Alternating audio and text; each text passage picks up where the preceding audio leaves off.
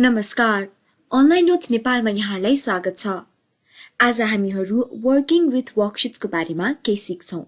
यानि कि आज हामी वर्कशीटहरुको बारेमा केही सिक्छौं।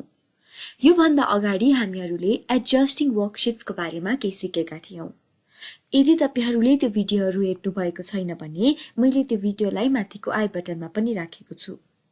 ल आउनुहोस् हामीहरू सिक्न सुरु गरौं। आज चाहिँ हामीहरू यो वर्कशीटहरु कसरी हामीहरूले यसलाई हाइड गर्ने, अनहाइड गर्ने, कसरी एड गर्ने, कसरी यसलाई डिलिट गर्ने भनेर सिक्छौं।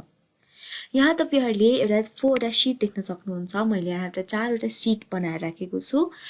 1 2 3 तपाईहरुले कुनै पनि वर्कशीट एड गर्नको लागि यहाँ एउटा एड बटन रहेको छ। त्यहाँ क्लिक गर्ने बित्तिकै हाम्रो चाहिँ शीटहरु एड हुन्छ। र यसलाई मैले शिफ्ट गर्नको लागि जस्तै यो शीट 5 रहेको छ, यसलाई चाहिँ शीट 4 भन्दा पछाडी राख्नको लागि म यसलाई प्रेस गर्छु र यसलाई क्लिक गर्दै ल्याएर शीट 4 को पछाडी राखिदिन्छु। यसरी चाहिँ हामीहरूले शीटहरुलाई एडजस्ट गर्न सक्छौं। कुनै पनि एउटा शीटलाई जस्तो मलाई शीट 3 को अगाडि चाहिँ एउटा अर्को एउटा शीट राख्न मन लाग्यो भने चाहिँ मैले यसलाई राइट क्लिक गर्छु र यसमा इन्सर्ट अप्सन रहेको छ, म त्यहाँ क्लिक गर्छु। त्यसपछि म ओके क्लिक गर्छु र हाम्रो शीट 6 चाहिँ एड भएको छ। र यसलाई डिलिट गर्नको लागि हामी त्यसलाई फेरि राइट क्लिक गर्छौं र डिलिटमा हामीहरू क्लिक गर्छौं र हाम्रो अघि हामीले भर्खरै एड गरेको या हामीले इन्सर्ट गरेको शीट चाहिँ डिलिट भएको छ। यसरी हामीहरूले चाहिँ शीट्सहरु एड गर्न सक्छौं र त्यसलाई डिलिट पनि गर्न सक्छौं। तर अब हामीहरूलाई चाहिँ कुनै पनि शीटहरु हाइड गर्न मन लाग्यो। जस्तै मलाई चाहिँ यो शीट 2 लाई चाहिँ हाइड गर्न मन लाग्यो भने म यसलाई राइट क्लिक गर्छु, त्यसपछि हाइडमा अप्सनमा क्लिक गर्छु र हामीहरूले देख्न सक्छौं कि हाम्रो यहाँ रहेको शीट 2 चाहिँ हाइड भएको छ।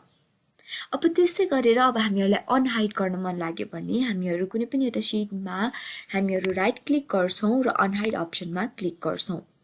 त्यहाँ क्लिक गर्ने बित्तिकै चाहिँ हामीलाई डायलग बक्स आउँछ। कुनै बेला हामीहरूले धेरै एउटा शीटहरु हाइड गरेको हुन सक्छौं र कुन एउटा शीटलाई मात्र हामीहरूले अनहाइड गर्ने भनेर चुज गर्नुपर्ने हुन्छ र त्यो बेलामा चाहिँ हामीहरूलाई यो अप्सन एकदम धेरै युजफुल हुन्छ। जस्तै अहिले मैले शीट 2 लाई मात्र हाइड गरेको थिएँ, त्यही भएर यसलाई मात्र अहिले म अनहाइड गर्दै छु। अब हामीहरू ओके क्लिक गर्छौं र हाम्रो हाइड भएको वर्कशीट चाहिँ हाम्रो यहाँ फिर्ता आएको छ। त्यसपछि अब हामीहरू सिक्छौं कि हामीहरूले शीटलाई कलर कसरी राख्ने। त्यो गर्दाखेरि चाहिँ हामीहरूलाई काम गर्न सजिलो हुन्छ, किनभने नामले भन्दा धेरै हामीहरूले कलरले पनि हामीहरूले छुट्याउन सक्छौं। त्यही भएर कलर युज गर्दाखेरि चाहिँ हामीलाई काम गर्न सजिलो बनाउँछ। र त्यो काम गर्ने बेला कलर राख्नको लागि जस्तै म शीट 1 मा यसलाई म सिलेक्ट गर्छु र यहाँ हाम्रो ट्याब कलर रहेको छ। अब म यसमा जस्तै मैले येलो हाले र हामीहरूले यहाँ देख्न सक्छौं कि हाम्रो शीट 1 येलो आएको छ। त्यसै गरेर हामीहरूले शीट 3 लाई पनि हामीहरू ट्याब कलरमा जान्छौं र हामीहरू रेड राख्छौं। यसरी चाहिँ हामीहरूले शीट कलरहरु राख्न सक्छौं। र अर्को कुरा आज हामीहरूले सिक्ने भनेको चाहिँ हामीहरूलाई सबैभन्दा काम लाग्ने कुरा। जस्तै हामीहरूलाई कहिलेकाहीँ चाहिँ कुनै पनि एउटा फर्म्याट चाहिँ धेरैवटा शीटमा बनाउनु पर्ने हुन्छ र त्यो शीटमा धेरैचोटी बनाउँदाखेरि हामीहरूलाई कहिलेकाहीँ चाहिँ डेटा डिफरेन्ट तर फर्म्याट चाहिँ एउटै बनाउनु पर्ने हुँदाखेरि चाहिँ हामीहरूले कसरी एकचोटीमै हामीहरूले धेरैवटा शीटहरुमा चाहिँ एउटै फर्म्याट अप्लाई गर्न सक्छौं भनेर सिक्छौं। त्यो गर्नको लागि हामीहरू पहिला चाहिँ कुन कुन शीटमा हामीहरू आफ्नो एउटै फर्म्याट राख्ने हो भनेर सिलेक्ट गर्छौं।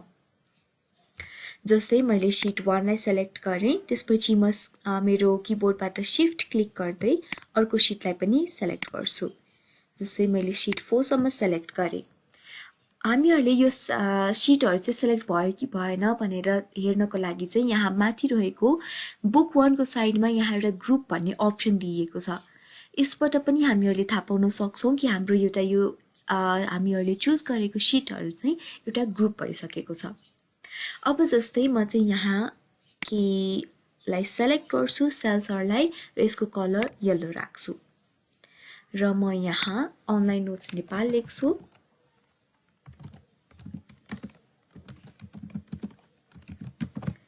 र म यो सेललाई यसलाई म इन्क्रिज गर्छु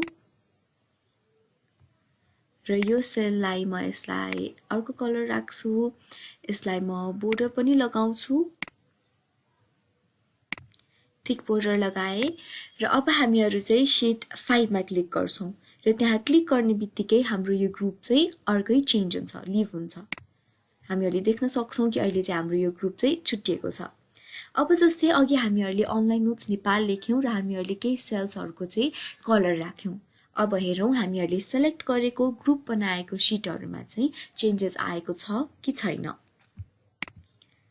जस्तै हामीले सिट 1 मा हामीहरूले यहाँ देख्न सक्छौं कि हाम्रो अनलाइन नोट्स नेपाललाई हामीले सिलेक्ट गरेको कुनै सेल्सहरुको चाहिँ कलर चेन्ज भएको छ त्यस्तै सिट 3 मा पनि भएको छ सिट 2 मा पनि भएको छ र सिट 4 मा पनि भएको छ यसरी चाहिँ हामीहरूले फर्म्याट कुनै पनि एउटा ग्रुप बनाएर हामीहरूले त्यो सिट्सहरुमा अप्लाई गर्न सक्छौं आशा छ तपाईहरुलाई यो भिडियो मन पर्यो होला मन पर्यो भने लाइक कमेन्ट र शेयर गर्न अवश्य नभुल्नु होला साथै हाम्रो यो च्यानल अनलाइन नोट्स नेपाललाई सब्स्क्राइब गरी हामी सँगै कनेक्टेड रहनु होला र हाम्रो फेसबुक पेज अनलाइन नोट्स नेपाललाई पनि अवश्य लाइक गर्नु होला धन्यवाद